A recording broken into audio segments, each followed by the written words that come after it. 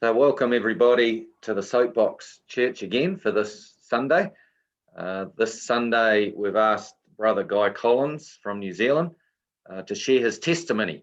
He's got some interesting history behind him, which will not only testify to a different sort of life than perhaps some of us might be used to, but also to the glory of God and how it's worked in his life. So we're going to interview Guy this afternoon, and hopefully you'll be blessed and encouraged by the way God has moved in Guy's life. So Guy, I'm going to start off just by mentioning, you've been a part of the Christian Restoration Centre here in Wanganui, New Zealand, I think for about 15 years now.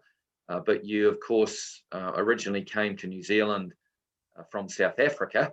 And can you please just start off sharing with us your life journey as to how you came to be in South Africa, because obviously you weren't born there. So just share a little bit with us about that, please. Thanks very much, John. So I was born in England, Newbury, about 49 years ago. And some would sort of ask the question in their walk with God, so when did God start working in their lives? And for me, fairly good question as well, because I really came to the CRC when I was 34. So what was going on in those years, prior to me joining the CRC? So he tells us in his word at Romans 8:29, for those whom he foreknew and also predestined to be conformed to the image of his Son, in order that he might be the firstborn among many brothers. And those whom he predestined, he also called, and those who he called, he also justified, and those whom he justified, he also glorified. So for a lot of us, we come to understanding and to the cross and to Jesus, a little bit later in life. Not all of us are born into a family that attends church, and this would be true of me. But as we've just heard from Romans, that doesn't mean that our Father didn't know us beforehand and that he hadn't already worked out the path that he wanted us to follow. And, because I wasn't in a church in those 34 years before, obviously I was in the world, and there was some worldly stuff that happened, and we're going to get to hear a little bit about that today. And just go through how I went from England to South Africa. So parents, average parents, doing their very best, sort of middle society. Dad was a carpenter, mum had various jobs, etc. And me and my two siblings, my brother and sister, born to them. And God was busy working, and he caused that in the UK, there wasn't a lot of work. Unemployment started to rise. Mum and dad felt things were getting harder. Dad was a carpenter, not a lot of building going on. He built houses, etc. And he decided it's going to be best to look for work somewhere else in the world. So already, long before I even knew there was a big wide world, God's working to create a situation where I end up immigrating to South Africa. And this happened, and off we went. And we ended up in South Africa because God caused that there wasn't so much work. So while in South Africa, obviously you grew up there as a child and went through the schooling system, but when you left school, you were a policeman. And as you now know, God has predestined you, and you can look back now and see God working with you. But at the time, as a policeman in South Africa, particularly during the apartheid era and a little bit post-apartheid, it's quite a volatile sort of job to be doing. So can you just share with us a few of those incidents that happened to you while you're a policeman? And of course, this is before you really knew the Lord, but it gives testimony to how God was still, working with you and actually protecting you through some of those incidents. Yeah. So as we'll later be chatting about, we immigrated to New Zealand. Here I am in South Africa. God had a few things that needed to happen for me to be able to end up in New Zealand. I had to meet my wife. I had to go to school there. Started to meet God because, the South African schools teach religion. They teach, there's a God and we go to heaven and we go to hell and all of those sort of bits and pieces. Got through that, had friends that went to youth, their parents went to church, etc. Got into trouble because I sort of heard there was a God. I'd sort of say, Lord, I really need you, can you help me? Then relief would come and be out of trouble, and then thank you, go back to doing what I used to do, get into trouble again. Lord, you helped me out once already, can you help me again? And just go through that.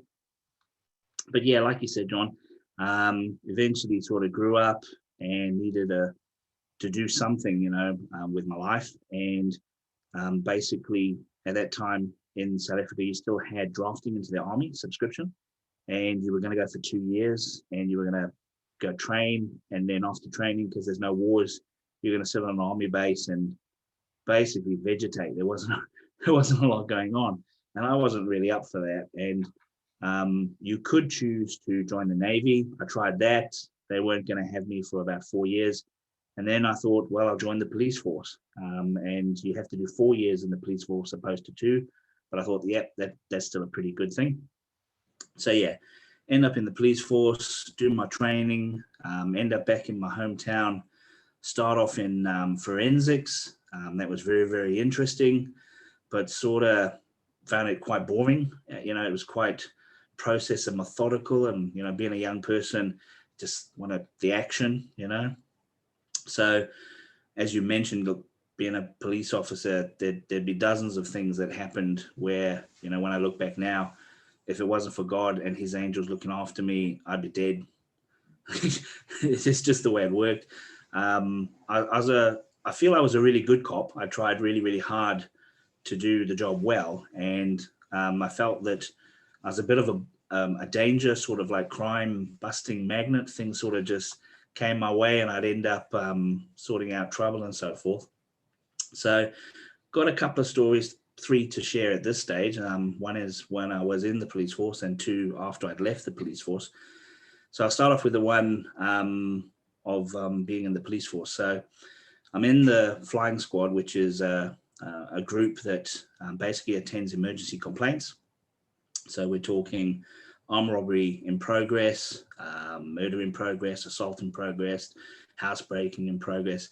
We would really only get the call when things were happening and somebody needed to go there and be there while it was happening. So one night, quite late, me and my sergeant, we're driving around in a little area called Tadir, and we're on one of the back roads, sort of in the rural area. So trying to paint a picture of it being really, really dark, and we're just driving along, and we come up sort of over a crest, and our lights of the car fall upon a guy carrying a big bag over his head, a bit like a large sort of Hessian sack type thing. And we thought, this is really suspicious. It's like midnight. This guy's carrying this bag down a dark road in the middle of sort of like the paddocks and the farmlands. So we carried on past, and he would have picked up that we were a police car because, we got, even though they're not on, you've got the shape of the blue lights, and you can see the reflective tape on the vehicle, all this sort of thing. So we end up 2 or 3 minutes down the road, decided to turn around, come back and sort of see what the chap is up to. When we get to where we sort of think he's going to be, he's not there anymore. He's ran off into the fields and he's hiding. We don't know left, we don't know right. We don't have a dog with us. So we just carry on driving and get further down the road and turn back and come again. Still hasn't popped out. So this has sort of given us the impression that maybe this could be a little bit serious. Like, if this guy hadn't done something wrong, why is he hiding from us, so badly, So we decided to get to the end of the road in the direction that he was walking, and just park there for sort of 15, 20 minutes, give him maybe the impression that we've got tired of waiting for him or tired of turning around, and we're gonna, not be there. So start traveling back. And on the way there, my sergeant turns to me, he says, "Guy, this guy must have stolen something. If he runs this time, I'm going to shoot him." And I'm like, "Sarge, I don't know if we can just shoot this guy." No. The law says, Schedule 1 offense. If he runs away from you, he's definitely stolen something. I'm not running after this guy. I'm tired of running after him already. I'm going to pop him. And I'm like, oh, I don't know if this is a good idea, Sarge. So there he is. The lights fall upon this chap with his sack above his head. The sergeant flicks on the blue lights to let him know we're there. And the guy drops the sack and he runs off into the field. And I sort of get it in my head that I don't want this guy to get shot. I'll chase after him. So I was a lot younger and fitter in those days, and I ended up running into the field trying to chase him. But this guy was pretty quick, and he could turn really, really well, when he decided to turn, and I was struggling to keep up with him. And eventually I got him, grabbed him, threw him to the floor of the sort of the maize field that we were running around in. And my sergeant's standing there against the car, sort of leaning back, and he's got his hand on his head, and he's white like a ghost. And I'm like, Sarge, what's wrong? He says, Collins, because that's my surname. We didn't call each other by our first names. He says, Collins, I nearly shot you. I nearly shot you dead. And I'm like, why would you do that? He says, well, I thought you were the criminal because you're the one that I could see. And I had my finger on the trigger. I had it at half click, hammer back, and I was just about to put a bullet in you. And I saw your epaulets flapping as you were running around in the maize field. And that's the only way that I knew that you were a police officer and not the criminal. And I nearly shot you. And this really scared him. I was a bit scared at this stage as well because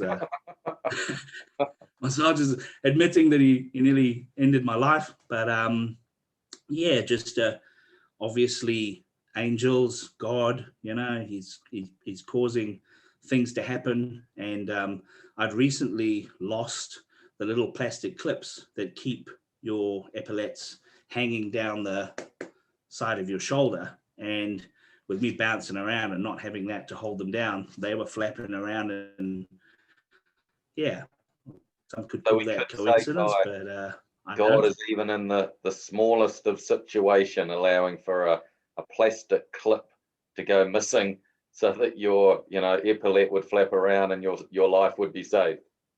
Yeah, like it was really dark and we're running 90 degrees to the road, so there's no lights in there. The car's lights are shining down the road. It's just the moon, but my sergeant didn't end up shooting me, so here I am still. So that's a good thing, Good. I think. So moving on to the next story. So at this point, I've left the police force. I've met my wife, Karen, through the police force. They had been broken into. I'd attended the complaint at the house, and we got sweet on each other and or potentially getting married. And I was working for her dad, and he had a really big safety company in South Africa employing sometimes 500 to 700 staff, and just making various things for the safety sector. We did fairly big business with the South African mines, and there was a mine that I got sent out to by my factory manager. I wasn't actually allowed to call on the mines, but one day he took a phone call and Tom came to me and he said to me, Guy, you go to the mine, go get this business. I don't want to give it to the other salesman that usually goes to the mines. He'll just stuff it up anyway. You go. So I got in the car and I went to the mine, went there, saw the mine captain, basically chatted about the product that they wanted, which was an underground belt to stop the guys from falling over a particular place. Came back, built the sample, and about a week later, we were going to go back. I was going to go back with the sample and pick up the business. So at this time, Karen's dad sort of gets to hear about it. He's sort of saying, well, really, the salesman that goes to the mine should go. And Tom was like, no, I don't want him to go.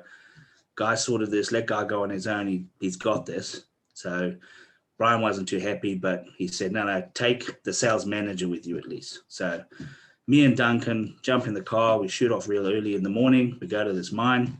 We get the business. We come back. So all of this sort of had to take place for us to be where we're going to be in the next part of the story. And that's why I went through that. we're driving back towards the factory. We're about 10 minutes away from the factory.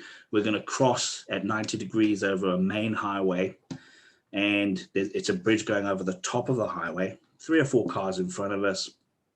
And as we're driving along, very happy with ourselves. We got, it's a really big order. It's, about 1,500 belts. It's worth about 150,000 Rand. It's, great bit of business. We start seeing these cars stop really fast in front of us, and we look past them and we see a cash in transit armored vehicle with 2 other vehicles crashed into it. One was a Mercedes. I can't remember what the other one was. And you know how sometimes when bad things happen, it takes you a little while to catch up. So it took us a little while to catch up, and we're just, rolling towards this, armed robbery in progress. And cars are starting to turn left and right and turn back in front of us. And I get quite close, and Duncan says to me, "Hey, we shouldn't be here. Let's get out of here." So I chuck it in reverse, and I reverse and get onto the other side of the road because there's a metal barrier there which stops the cars from, in an accident going off the road. And I said to Duncan, I said, "You jump on the phone the flying squad, phone the police, tell them what's happening, where we are, tell them there's an ex-policeman about to start a bit of a shootout, and they must send backup." So as a civilian, I had a 9mm. I carried 2 magazines. So I had 30 rounds. I jumped over the metal barrier and started walking down towards what was going on. At this stage, a 3rd vehicle had come. It was a Nissan double cab 3-liter, and some people jumped out of that. The people had jumped out of the Mercedes and out of the other vehicle. They were running around the armored vehicle trying to get the guys out of the vehicle because they were trying to get the back of the vehicle open so they could get to the money. So I've got about 20 or 30 meters closer. I can see a little bit more, and I hear 2 very loud bangs. And I think to myself, these guys are trying to kill the 2 security guards that are inside the vehicle, and I have to do something at this point. I knew we were probably going to be leaving the country, and I didn't want to get into a lot of paperwork and stuff. So I didn't actually shoot to hit anybody. I just aimed at the armored vehicle, and I knew if I fired 2 shots, they'd hear them. It would hit the armored vehicle and make that, ping ping sound that you hear in the movies. So I did this. This freaked out these guys, about 8 to 10 of them. They had shotguns, AK-47s, and I just saw some bags starting to come out the back of the armored vehicle, and they jumped onto the 3-liter Nissan double cab, and they decided to hightail it out of there. I ran back to Duncan. I jumped in the car, and I said to him, "Hey, Duncan, I'm trained for this. You're not. We don't have to go now. We've done basically a lot already." And he pointed to some stuff lying in the road, and he says, "Guy, that looks like 2 people. That could be 2 guys that have been killed. We need to follow this through." And I was actually quite impressed by that because he was just a civilian. He'd never done anything like this before. And it was the exact thing that I wanted to hear. I just put it in first and hammered down on the accelerator, and off we go. So we enter the off ramp or the on ramp onto the highway, and it had a bit of a downhill, which was really awesome because I was only driving a little 1600 Toyota, and these guys were in a 3-liter Nissan double cab. And I used that ramp to sort of get up to about 180, 190, which was really good. And we're flying along. The Nissan double cab, we can't really see it, but we can see it quite far in the distance. And so we're driving along. There's 2 lanes. It's a highway. It's a 2-lane. It's got emergency lane on the left-hand side. And I see a truck in front of us and a car in the right-hand lane. And there's nowhere for us to go. And I know if I button off, if I just take my foot off the accelerator, we'll drop down to about 140. I'll never get back up to speed. So I don't want to slow down. So I go to the emergency lane. There's a broken down vehicle in the emergency lane, and I can't gauge if we're going to get past the truck in time. So at this point, I turn off my hazards, I turn off my brights, and I choose to go between the truck and the car that's in the right-hand lane. And we went between them at about 180. So got through that. the road took a bit of an uphill, which slowed us down to sort of 165, 170 around there. And Duncan's still on the phone trying to get the cops to come, and they're saying they're coming, and they're coming from everywhere. And I'm just envisaging this net getting smaller and smaller and smaller. And I'm really hoping that Clip River Police Station, which was ahead of us, which was right close to the highway, would get to hear this and they'd have a roadblock, because there was a couple of places where further on, I really thought they were going to jump off, because it's sort of known that's where criminals go to escape. And they did. They jumped off at Clip River. It's quite a long off-ramp, and they were ahead of us. We took the off-ramp, and as we were sort of entering the off-ramp, I saw the Nissan double cab turn left, and it broke and stopped really, really quickly. All of the guys bailed off. They dropped to their knees by the armor sort of barrier where it keeps the cars from going off the road, and they decided to set up an ambush. So they must have known we were coming and we were chasing them. So I stopped the car very, very quickly, and I just jumped out the car. And Duncan had his seatbelt on at this time, and he couldn't get out the car. And I'm saying, Duncan, you got to get out, because they're going to light the car up. You got to get out. But he couldn't get the seatbelt off. So he's sort of panicking there, trying to get the seatbelt off. And then a police car came from behind us, nearly wiped me out. Ended up stopping about 30 meters ahead of us. And I think the guys who were sort of the armed robbers and laying the ambush thought we were just too far away. We'd managed to stop too far away to take the opportunity to shoot. And at this stage, what had happened was the two guys in the charge office at Clip River Police Station, they'd heard, on their radio what was going on. Their two vehicles were off at complaints. They were far away. They were out of signal. But they decided to jump into their ute, one of their private utes, and grab a rifle out of the safe, leave the police station, with the doors open, and just come help. And they were coming over the highway, and one guy was driving, one guy was on the back, and he was standing on the back. And as he came over the crest of the bridge over the highway, he just opened up and started shooting at the guys in the road. And just lots of bullets flying, and these guys got a bit of a fright, and some of them got hit. We found out later because there was blood in the vehicle. They jumped back on the Nissan double cab and decided to take off.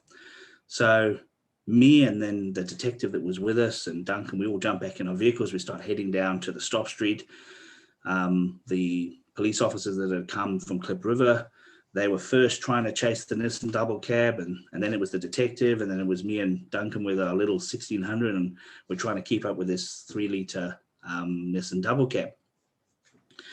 So we're on another road. It's quite a long road. The double cab was quite a way ahead of us, and we're doing about 145, 150. And I said to Duncan, buddy, these guys can't drive. They're going so slow. I'm going to overtake. He said, yeah, overtake.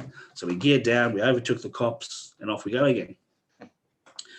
So probably 2 or 3 kilometers down the road after overtaking them, we passed them by accident. They'd pulled off, gone into a house, and they were sort of staging a bit of a showdown there. We shot past, we didn't see them, ended up getting all the way to the end of the road, and then just hearing the gunshots behind us, turning around, the police officer we'd passed ended up penetrating the house, big gun battle. So I never got involved in that either. But they got them. They got all sort of 8 or 10 of them, arrested them. And I never even got asked to go to court. I never even got asked to put in a statement or anything like that. And we obviously helped and was successful in calling the right people to come and sort it out, and God kept us alive. And just a nice wee story. It was good fun. I believe, just to digress slightly, in some of the police stories you've told me, obviously when you were still in the force, that none of the other policemen wanted to crew with you because you always found the trouble and got into danger, and they didn't like the idea of having too much action. Yeah, it was a small problem. Yeah, like there was quite a few of them that said, "No, we're not working with you." They It's didn't see the angels around you at that time. No, they didn't. No, they didn't. Okay, sorry, I'll let you carry on to your third story there, and that'll sort of lead in nicely to you coming to New Zealand. So carry on, Guy. Yeah. So obviously I've left the cops. Even though I'm not a cop anymore, life for the average civilian ain't easy.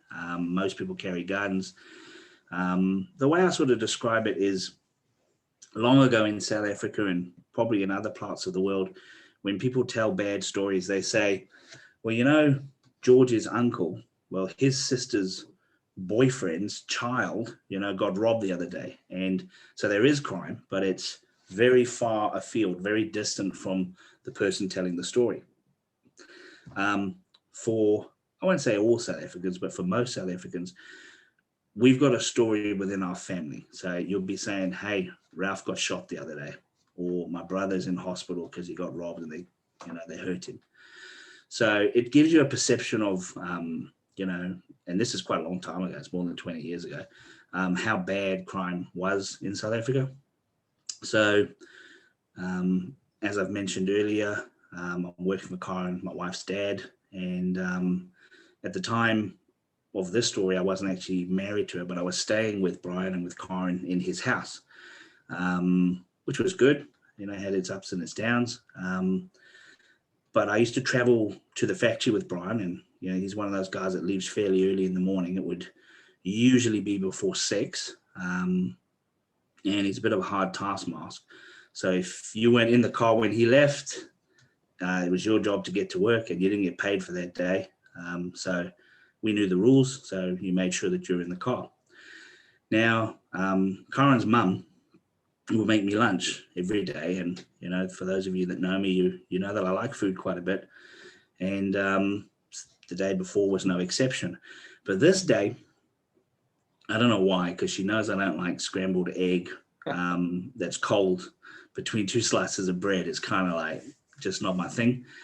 But she made me scrambled egg between 2 slices of bread, and she gave me an apple, and yeah, I didn't eat that. I left it in the back of Brian's car, and when I was out on the road, I probably just got something else. So the morning of the problem, I get up. My computer that I had, in my room where I was staying had broken. So I knew I had to get my computer into the boot of the car and get in the car and be ready waiting for Brian. So I grab a computer, take it to the car, open the boot, I see my sandwiches there and an apple from the previous day. And I think to myself, nah, this has potential for disaster, because Karen's mum, if you don't hear the sandwiches, it ain't going to go well. You're not going to hear the end of it. So chuck my computer in the boot, grab the box of sandwiches, have a look at the apple. The apple's still good. Take a bite out of the apple. So I've got that apple in my left hand. And where the car's parked, it's quite a tight little area. There's a few sort of shed buildings, and then there's these 44-gallon drums and a broken down trailer. And I think to myself, I got to get rid of the evidence. I can't go in with this full lunchbox to Kathy and try and get my other lunchbox for that day. So I take the sandwiches towards the 44-gallon drums, and I open the lid, got the apple in the hand, lid in the hand, and I pour the sandwiches out. I'm thinking this is all good. The evidence is sort of got rid of. And I see this glimmer to the sort of my right. And I just pull back a little bit, and I feel this wind come past my face. And this chap pops up from behind the dustbin, and he's got a knife. He's actually gone at my face with a knife. And it's kind of on. And I'm sort of standing there a little bit sort of dazed. And I think to myself, this is a robbery. And I start to move left. And as I move left, there's a guy about 4 feet away, and he's got a gun like this, big, like nice big 38, and he's pointing it at me. So I can't say I did a lot of thinking. It's more instinct that took over at this stage. I dropped everything. My right foot clipped behind my left foot, which caused me to be able to just immediately fall. As I was falling, I drew my pistol. I fired a single shot at the guy with the 38. And as I hit the ground, I don't know why, I fired another 2 shots at the trailer. And there was a guy coming out from behind the trailer. He had a 9mm as well. The guy with the knife, he was still behind the dustbins, the 44-gallon drums. He couldn't get to me. I hit the floor and bounced and jumped up. And I'd hit the first guy with a 38 in the head. He had dropped to the floor. The second guy, the first round hit the upright of the trailer, which is where he was standing, which would have been about center mass. But the second round, probably when I hit the ground, had gone skew. This one, I hit the side of the trailer and hit him in the leg. So I jumped up, and I know that I need to make sure that there's no others. I know I need to be loud so that other people can hear that there's a problem. So I'm screaming so that the house can hear. I got my gun out. I'm looking for other assailants. The guy with the knife, he's now got his hands up saying he's very, very sorry. He doesn't know why he's there today. Corin's dad comes out from the house, and he's got his shotgun. And unfortunately, the first guy that I shot in the head, he died pretty much within a few seconds. The second guy, he was sort of slumped over. Actually, while we'd hit him in the leg, he wasn't, the fight wasn't out of him yet. He was going to do something further. So Brian had come, he had his shotgun, and I said to him, look, Brian, if they move, just open up, just shoot them. I just need to have a look around and make sure it's just us. So I started to move left. Corin was at the house. She was waiting for instructions. I was looking around. And the guy with the 9mm pistol who had been shot in the leg, he just stood up and aimed at Brian. And I sort of turned around because I can hear Brian trying to do something. And he's looking at me trying to shoot his gun, and it won't go off.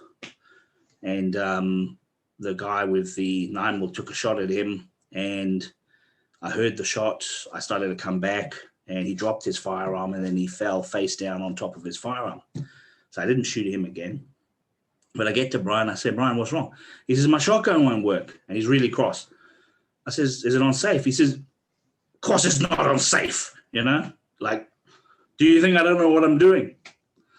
So I go to the firearm, and I go to the safety, and I just take it off of safe. I said, it's unsafe, Brian. So it was unsafe. Anyway, at this, we've now got the one dead chap. We've got the guy with the knife who's thrown down the knife. We're pulling him out, laying him down on the floor. The guy that's lying down on the gun, he's a problem, and it's quite narrow there. And I didn't want to go in and get close to the guy who was lying on the gun because he had his hands tucked under his chest. So he very easily could have had the gun and was waiting to spin around. And Brian having a shotgun, really cross, quite emotional at this stage. I don't want to go in because now his gun's off of safe. And if he did shoot one of those guys, I'm there. And out of the blue, just from nowhere, the guy from across the road, he's standing next to me. And he says, I'm here to help. I said, oh, how did you get in? Oh, I just jumped over the fence. So there he is. Can't remember his name. My wife just told me Kevin, chap called Kevin from across the road. So he had a 38.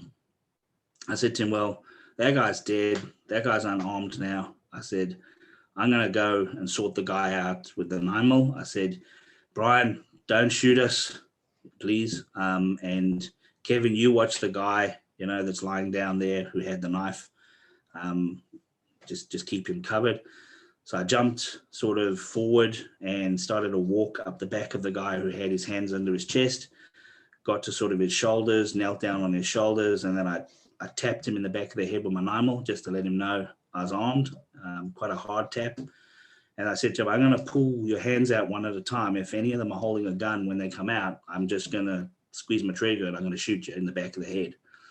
And pulled out his left hand, brought it around in front, pulled out his right hand, brought it around in front, no gun. And now with his hands held in front of him, we were able to roll him over and take out the 9mm that was underneath his chest. So that's basically the dramas, but a few things there that just need to mention. One is for us to end up in New Zealand, Brian Bland had to live. The guy had taken a shot at him. I had to live to be sitting here today to be giving my testimony. The guy with the 38, his firearm did not shoot. So when the police got there, they took his firearm. It was a 38. They had a look at the round that was chambered in front of the hammer. That had an indentation on the back of the bullet. Therefore, he had pulled his trigger before I shot him. That gun didn't fire. And the one that did fire, aiming at Brian, we don't know today where that bullet is. We still can't find it. We're not looking now, but in those days, we had a really good look around. There was cars, there was roofs, there was buildings. Couldn't find that round. So definitely the hand of God involved. There was me and Brian, and we didn't get hurt. So it's probably as much as I can remember right now, John, of those stories. Yeah. So, I just want to stress at this point, we're not asking you to share these stories, to glorify your pre-Christian days as a bit of a, gunslinging cowboy. Obviously for Christians, we're expected to turn the other cheek and not take up arms. But Guy, you weren't a believer at this point. But, the reason that we're asking you to share this is to obviously show that you came from a lifestyle where you could have been killed many times over as a policeman, and certainly with that incident at the house with several guys taking a go at you, a pistol that's been fired at you, bullet doesn't fire. So, the point is God has been with you. And of course, I believe, Brian had been looking at relocating the factory from South Africa to some country somewhere. And of course, that attack at the house sort of really was the last straw, wasn't it? Basically the decision got made to move at that point. So we'll maybe just do one more question, Guy, just fairly briefly if we can, which is, so obviously after this incident, as I mentioned, knowing the story, basically your wife's dad is determined now, right, we're moving, we're getting out of this place, we're moving somewhere. So share with us, if you could, Guide us briefly, how that God ended up bringing you to New Zealand. And New Zealand's a small country, but Wanganui in New Zealand is a very small city for a big South African business to be relocating to. So it's a bit of a miracle, and obviously there's going to be man-made decisions on the surface, but just share with us a little bit of that before we finish. Yeah, so lots of stuff going on in South Africa, and as you can hear, quite a crime-ridden place. But as I mentioned earlier, not knowing a lot about God and not knowing, the full ramifications of being able to claim you're a Christian, I knew some things, and I'd listen to Christian music and I listened to Christian radio stations, etc. And so the one day I'm listening to a Christian radio station, and there's an interview going on, very similar to what we're doing here. A guy's asking another guy a question about his life, and he says to him, so what sort of key things happened in your life that helped you progress in your walk with God? Because walking with God's not easy. And the chap said, well, for me, there was two really, really key things. One, God provided me with a mentor, a man that just knew a lot more and was really apt to teach. And this mentor was in a church that was a really, really good church. And so I'm listening to this, and, I'm doing the whole young Christian, not really a Christian thing where you're sort of looking for an escape, something to sort of argue about, maybe say, hey, Lord, I have it more hard or difficult. And I remember saying to God, I said, Lord, here's a guy. He's clearly said that for him, he needed a mentor and he needed a really good church. Lord, I kind of have a bit of an excuse here. I don't have a mentor. I don't have a really good church. And I said to God, more importantly, or as importantly, I'm in South Africa. This place is harsh. You tell us in your word that you want us to love our enemies, and our enemies are numerous and they will kill us for a look or 50 cents. and they do really bad things. It's really, really harsh. So I sort of didn't make a challenge to God, but I did sort of set some excuses in place, if you want to call them that. And our Father's not going to leave us, any one of us, with an excuse. And I think at that time I was really blessed, even though it was slightly arrogant, to actually pray and ask for those things, because he was faithful. And he put into motion some things which were going to cause for us to leave South Africa. He used crime. Brian Bland, being Corin's dad, very hard worker, enormous business, lots of money, geared business, lots of products that he'd developed. There was really no reason to leave. Beautiful country as well, but the crime. And so we started to end up in more and more situations where violence was getting closer and closer and closer. Brian was starting to say, hey, we need to look around. We started doing some due diligences, etc. And then he would stop because, there wasn't any problems for a little while, and then more attacks. And that was probably what sort of brought it to the head, that we really got serious and started to look elsewhere outside of South Africa. And maybe at this time, John, that sort of leads into another time, another day, where we sort of carry on from there. Yep. Okay. Yep. We have been going for a good time, so we will call it quits there. So just want to round off just by obviously commenting on the fact that God's brought you from England to South Africa, to quite a small country in New Zealand and a small city in New Zealand, to show you some biblical truth that you might not have got elsewhere. And it's just another testimony to how God finds people. God has people predestined before the foundation of the world. We're told that in Scripture. Romans 8 is one of those places. And if you're predestined, it doesn't matter where you are. He will get you to where you want to be. So not only is a testimony to God's ability to find people, but just also a testimony to the fact of God's control, because all of us who especially believe, we're in his hand. So we don't need to fret, we don't need to be anxious. But even if you're not in his hand yet, if he's got you predestined, you're not going to die. I mean, you could have died a number of times, Guy, in shootouts and that sort of thing. So, God had you preserved for that. So, our God is awesome, and we're thankful that he did do that. So thank you, Guy. God willing, we'll bring you back a second time, and we'll carry on with your story about coming to New Zealand, how you became a Christian, and some of the other testimonies as a Christian that you've experienced. Thanks, Guy.